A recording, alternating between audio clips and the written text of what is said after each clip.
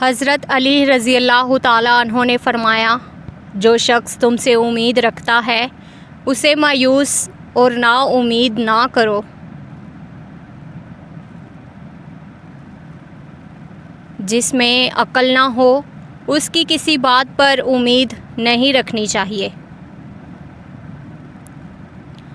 جسے اپنی موت کا خیال ہوتا ہے وہ اپنی امیدیں چھوٹی رکھتے ہیں۔ جب کسی کو کچھ عطا کرنے کا ارادہ کرو تو اس میں دیر نہ کرو۔ خدا کو ناراض کر کے لوگوں کو راضی نہ کرو، کیونکہ لوگوں کے بدلے دوسرے لوگ مل سکتے ہیں مگر خدا کے بدلے کوئی دوسرا خدا نہیں مل سکتا۔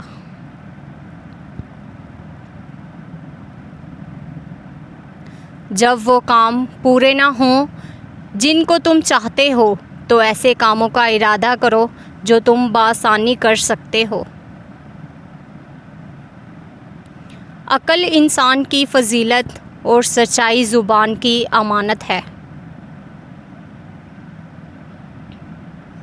مزدوری محنت کرنے سے ملتی ہے جبکہ غرور کا انجام ہلاکت ہے۔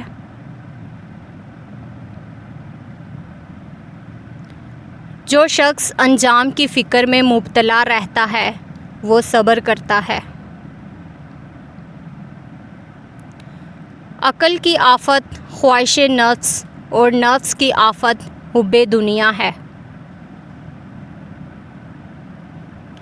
جو شخص اپنے دین کو بگاڑ دیتا ہے وہ اپنی آخرت برباد کر دیتا ہے۔